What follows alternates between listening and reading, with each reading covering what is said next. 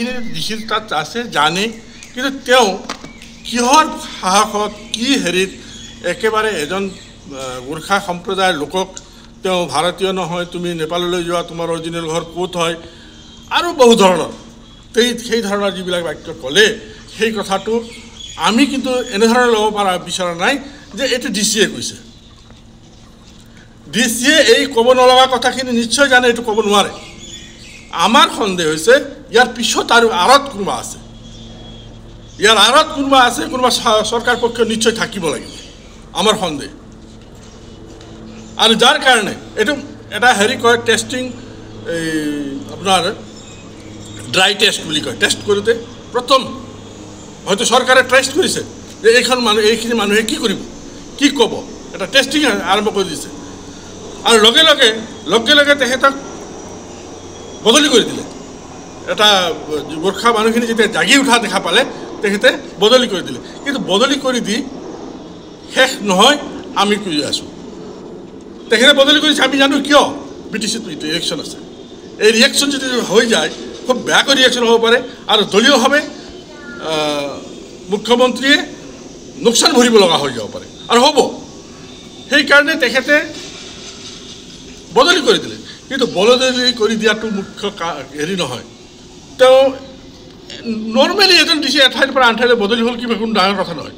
কিন্তু আমি বিচাৰিছোঁ তেওঁক শাস্তি হ'ব লাগিব, যদিহে চৰকাৰ পক্ষ তেওঁৰ লগত নাই, যদিহে চৰকাৰ পক্ষই তেওঁক এইখিনিলৈকে লৈ অহা নাই, চৰকাৰ পক্ষই যদি তাৰ লগত নাই, তেতিয়াহ'লে এইখিনি হ'ব লাগিব।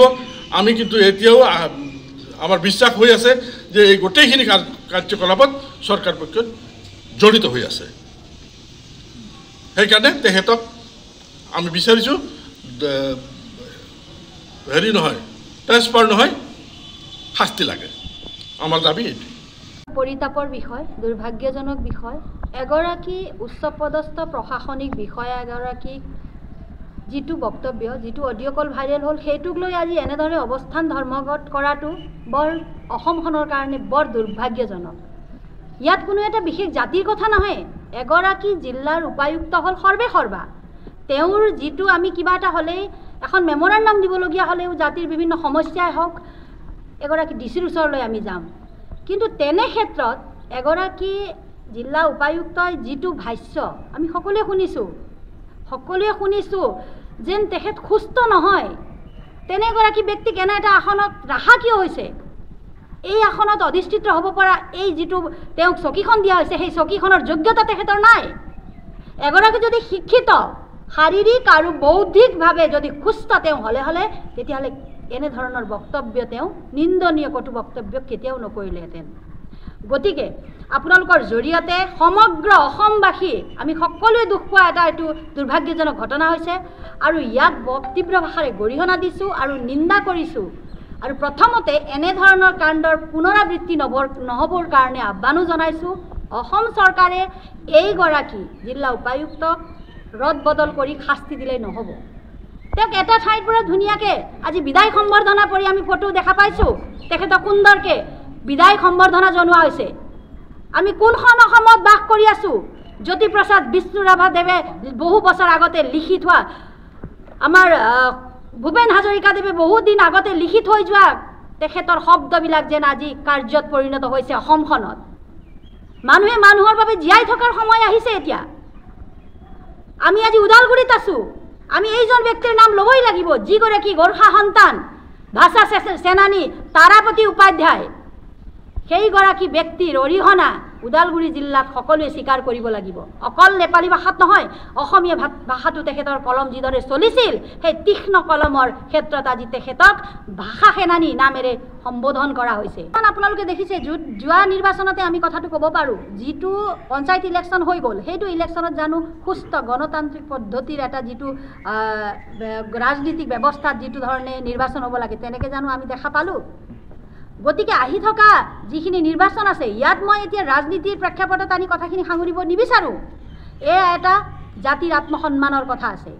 গতিকে মই মাননীয় মুখ্যমন্ত্ৰী মহোদয় সকলোকে এটাই কথা আহ্বান আৰু আপিল জনাব বিচাৰিছোঁ, ৰাজনীতিৰ এটা সীমা থাকে। যেতিয়ালৈকে সুস্থ গণতন্ত্ৰ থাকিব, সুস্থ বিবেকশীল মানুহ থাকিব, তেতিয়াহ'লে সুস্থ গণতন্ত্ৰ ব্যৱস্থাত আমি জীয়াই থাকিব পাৰোঁ। ক'ৰবাত নহয় ক'ৰবাত কিন্তু অসমখনত গণতন্ত্ৰ নোহোৱা নিচিনা অনুমান হৈছে, যেন ৰাজতন্ত্ৰহে আগমন ঘটিব, এনে আমাৰ উমান লগা হৈছে। গতিকে মাননীয় মুখ্যমন্ত্ৰী মহোদয়, বৰ একেবাৰে তেখেতৰ যিটো বাকী আৰু ফাঁকি আৰু দুৰ্নীতিৰ চৰকাৰ, তাৰ বাদে আৰু একো হোৱা নাই, প্ৰলোভনৰ চৰকাৰ, আৰু ৰাইজ প্ৰলোভনত নাযায়। গতিকে যিগৰাকী ব্যক্তিক আজি এটা ফোন কলৰ জৰিয়তে ধমকি দি ইয়াৰ পৰা উঠি যাওঁ, নেপাল তই যাগে, নহ'লে কালিৰ দিনটোত মুছলমানৰ পিছত তহঁতৰ অৱস্থা একে কৰা হ'ব, বুলডোজাৰ লগোৱা হ'ব তোৰ ঘৰত বুলি যিটো ভাষ্য কৰিছে, বৰ পৰিতাপৰ বিষয়, লজ্জাজনক ঘটনা, ইতিহাসত নোহোৱা ঘটনা। আমি প্ৰত্যেকখন জিলাতে যেতিয়া এতিয়া শান্তিপূৰ্ণভাৱে মহাত্মা গান্ধীৰ নীতি আদৰ্শত অনুপ্ৰাণিত হৈ আমি যেনেধৰণে অৱস্থান ধৰ্মঘট কৰিছোঁ, ইয়াৰ পৰা এটাই বাৰ্তা, এটাই মেছেজ আমাৰ, আমি তেখেতৰ পৰা ক্ষমা বিচাৰিছোঁ ৰাজহুৱাভাৱে। আৰু কিহৰ স্বাৰ্থত? নে অসম চৰকাৰৰ লগত এইগৰাকী প্ৰশাসনিক বিষয়াৰ কিবা আছে নেকি? যদি নহয়, তেখেত এগৰাকী উচ্চ শিক্ষিত ব্যক্তি যদি হয়, তেখেতৰ অন্তৰত মানৱতা মূল্যবোধৰ যদি চেতনা থাকে, তেতিয়াহ'লে এইগৰাকী ব্যক্তিয়ে কিন্তু ৰাজহুৱাভাৱে ক্ষমা খোজাটো একো ডাঙৰ কথা নহয়। গতিকে মাননীয় মুখ্যমন্ত্ৰী মহোদয়ৰ জৰিয়তে আমাৰ আপিল, আমাৰ আহ্বান, আমি আজি জিলা উপায়ুক্তলৈ ওদালগুৰি জিলাত মেমৰেণ্ডাম এখন দিম, স্মাৰক পত্ৰ এখন দিম। যোৱাকালি বিশ্বনাথত দিয়া হ'ল, এনেদৰে আজি বিভিন্ন জিলাত আমি জিলা উপায়ুক্তৰ ওচৰত আমাৰ যিখিনি বিষয় আমি সন্নিৱিষ্ট কৰিছোঁ, সেইখিনি আমি বিচাৰিছোঁ। গতিকে আমি আশা ৰাখিছোঁ, আমাৰ যিখিনি বিচৰা, আমি যিখিনি ন্যায় বিচাৰিছোঁ, সেই ন্যায়খিনি আমি নিশ্চয় পাম।